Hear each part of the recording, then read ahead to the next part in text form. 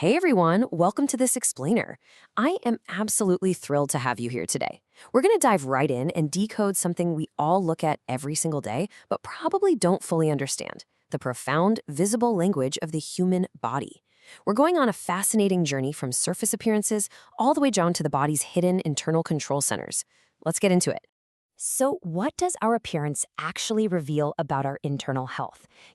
It's totally human nature to notice when someone looks a bit different. But think about this. What we see on the surface, it's almost always a huge, flashing clue to a complex genetic, hormonal, or systemic shift happening deep inside.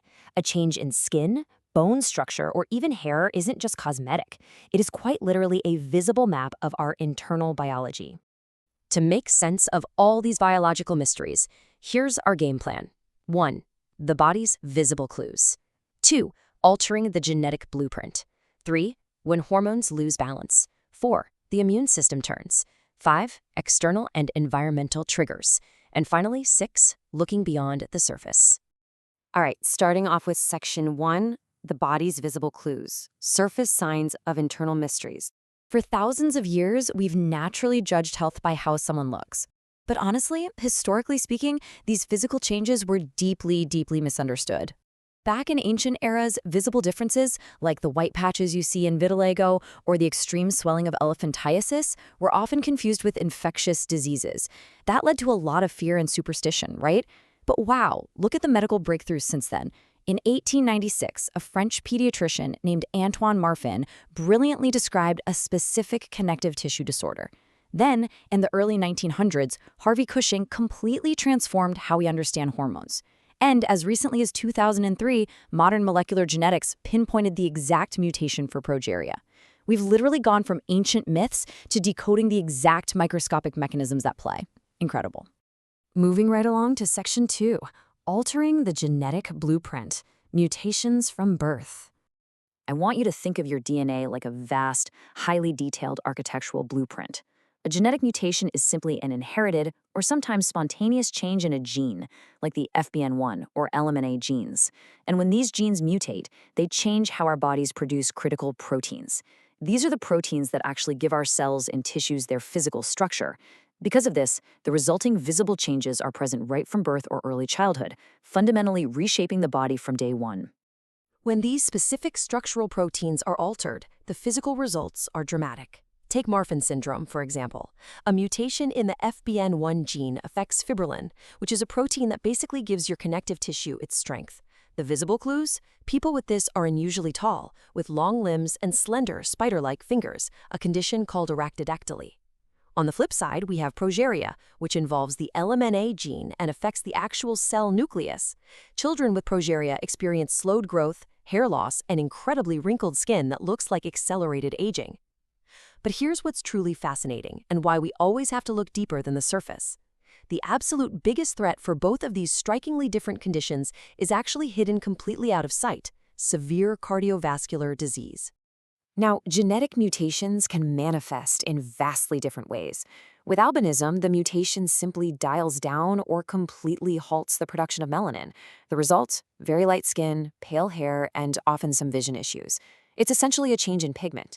Contrast that with neurofibromatosis, where a genetic mutation actually allows abnormal nerve tissue to grow.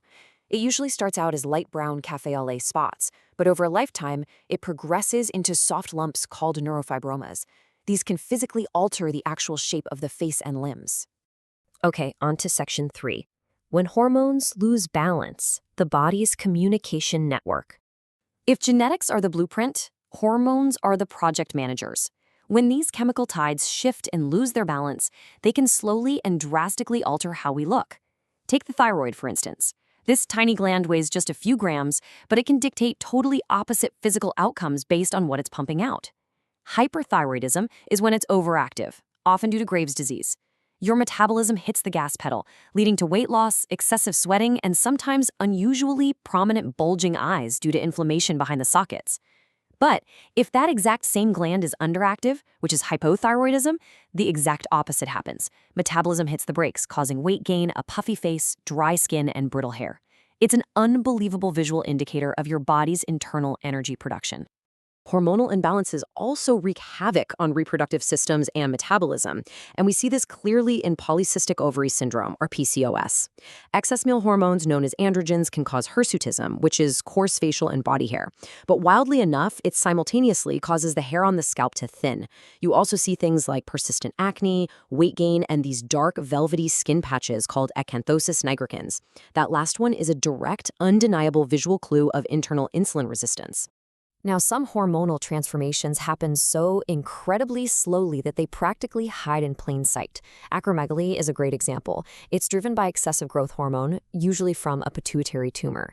It progresses so gradually that looking at old photographs is often the very first clue that a person's jaw, nose, hands, or feet have significantly enlarged. Similarly, Cushing syndrome, which is caused by prolonged exposure to high cortisol, slowly creates a rounded moon face, thin, fragile skin, and a buildup of fat on the upper back.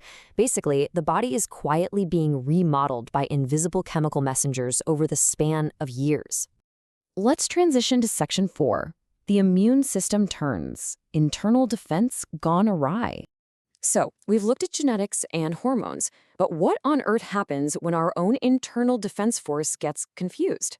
Well, an autoimmune disorder is when your immune system mistakenly attacks your body's own healthy cells and tissues instead of fighting off foreign invaders like it's supposed to. It's a classic case of biological mistaken identity. And the collateral damage? It's often written right there on our skin and joints. Systemic lupus erythematosus is one of the absolute most complex examples of this. The classic visual sign is that distinct butterfly-shaped rash right across the cheeks and nose, which is often triggered by sunlight. You might see some patchy hair loss too, but the crucial takeaway here, what you really need to know, is that lupus doesn't just attack the skin. In unpredictable flares, the immune system is simultaneously attacking hidden internal organs, like the kidneys, the heart, and the lungs. That surface rash? It's really just the alarm bell for a massive system-wide internal battle. An immune mistake can also create highly specific visible structures, like with psoriasis. Here's how it works. First, the immune system overreacts. This forces skin cells to multiply incredibly fast. We're talking in a matter of days instead of weeks. Because they're rushing to the surface so quickly, the old cells fail to shed normally, so they pile up. They accumulate into these thick red patches covered with characteristic silvery white scales, or plaques. That visible plaque is literally just a microscopic traffic jam of cells driven by a hyperactive immune response. The immune system can also be shockingly precise about what it decides to attack. In vitiligo, it specifically targets melanocytes. Those are your pigment-producing cells. This leaves behind sharply defined white patches of skin. But in alopecia areata, the immune system specifically targets living hair follicles, causing sudden, round patches of hair loss. The wild thing about both of these striking conditions is that the underlying skin itself remains completely healthy and undamaged. It's just a highly targeted, localized strike by your own immune system. Sometimes, this autoimmune attack fundamentally restricts how we actually move. Scleroderma, which literally translates to hard skin, happens when the immune system triggers a massive overproduction of collagen. The skin thickens and tightens so much that it can freeze facial expressions and stiffen fingers. Rheumatoid arthritis operates somewhat similarly, but it targets the lining of the joints instead. Chronic inflammation slowly destroys the cartilage and bone, causing fingers to drift sideways into permanent, characteristic deformities. Both of these show exactly how internal inflammation can literally restrict and reshape our connective tissues and steal our freedom of movement. Moving into Section 5, External and Environmental Triggers, the outside moving in. You know, we don't exist in a vacuum. Our biology is in a constant, ongoing dialogue with our environment, our lifestyle, and even other organisms. The sun and our environment can literally paint our faces. Take rosacea. It causes chronic facial redness and enlarged blood vessels, and it can be triggered by UV light, spicy foods, or even just emotional stress.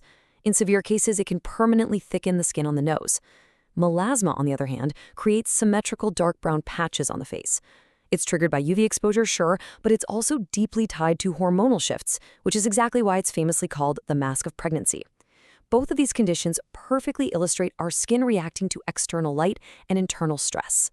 Perhaps one of the most jaw-dropping examples of the environment impacting our bodies is elephantiasis. This extreme, permanent swelling and thickening of the skin, which you usually see in the legs, well, it isn't genetic and it's not autoimmune. It is actually caused by tiny parasitic worms transmitted by a simple mosquito bite. No way, right? These worms quietly damage the lymphatic vessels over years, completely destroying the body's ability to drain lymph fluid. It's a striking, sobering reminder of how a microscopic environmental interaction can lead to severe physical transformation and massive loss of mobility. And then we have jaundice, that visible yellowing of the skin and the whites of the eyes. Now, I really want to point out that jaundice is not a disease itself. It is a pure 100% visible clue. It happens when bilirubin, which is a yellow pigment left over from breaking down red blood cells, builds up in the bloodstream. If you see jaundice, you are looking at a glaring distress signal from deep within the body's metabolic engine. It points directly to a dysfunction in the liver, the bile ducts, or the blood cells. And finally, Section 6, looking beyond the surface, medical triumphs and empathy. Historically, these physical changes generated a ton of fear. But modern medicine has decoded these clues, turning that fear into clear diagnoses, treatments, and vastly improved lives. So I'll leave you with this. Next time you see a visible physical difference, will you look closer? Will you consider the incredibly complex internal journey behind it?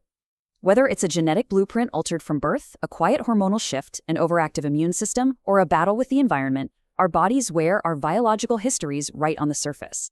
Understanding these visible clues doesn't just make us smarter or more informed, it makes us vastly more empathetic to the incredible, beautifully complex inner workings of the human machine. Thank you so much for joining me for this explainer, and remember, always keep looking deeper.